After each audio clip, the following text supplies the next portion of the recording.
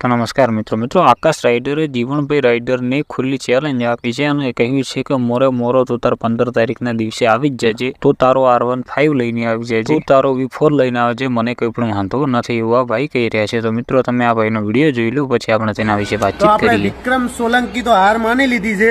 બરોબર, એ રેસમાં આવવાના નથી, પણ જીવન રાઇડરને કહેવાનું કે હું તને ઓપન ચેલેન્જ ચાલુ છું, આપણે આવી જા 15 તારીખે મોરો અને આપણે આ V3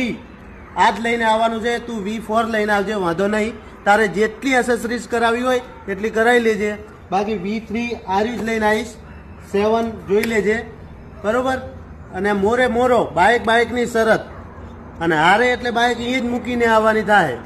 તો મિત્રો તમે વિડીયો તો જોઈ લીધો છે, તેમાં ભાઈ ખુલ્લે આમ ચેલેન્જ આપી રહ્યા છે કે 15 તારીખના દિવસે તું આવી જજે અને મોરો તો તારે આવવાનું જ રાખજે, તું તારું V4 લઈને આવે છે, મારી જોડે V3 છે, કંઈ પણ વાંધો નથી, તારે જેટલી પણ એસેસરી કરવા હોય ગમે તે કરાવવું હોય તે તું કરાવી લેજે અને 15 તારીખના દિવસે મોરો આવી જજે, હું તો મારી તૈયારીમાં જ છું, તું તારી તૈયારીમાં આવજે, અને જો એક પણ વ્યક્તિ રેસ હાર્યો તો ત્યાં જ બાઇક મૂકવાનું રહેશે। તો મિત્રો આ બંને ભાઈઓ વિશે તમારું શું કહેવું છે તમે જરૂરથી કોમેન્ટ કરજો, અને શું તમને લાગી રહ્યું છે કે આ રેસ થશે કે નહીં થાય। અને આપણે એવું પણ કહી રહ્યા છે કે વિક્રમ સોલંકી તો પાછળ ખસી ગયા છે, એમને તો રેસ નહીં કરવાની, પણ આપણે બંનેને 100% રેસ કરવાની છે, હું તને ચેલેન્જ આપું છું। તો મિત્રો તમને શું લાગે છે કે આગળની રેસ કેન્સલ થઈ એમ આ પણ રેસ કેન્સલ થઈ જશે કે નહીં થાય? આ બંને ભાઈઓ વ્યૂ માટે કરી રહ્યા છે કે કેમ કરી રહ્યા છે એ પણ તમે જરૂરથી કોમેન્ટ કરજો, કેમ કે તમને બધાને તો માહિતી હશે જ। અને જો તમે આપણી ચેનલમાં નવા આવ્યા હો તો ચેનલને સબસ્ક્રાઇબ કરી દેજો અને વિડીયોને લાઇક કરી દેજો।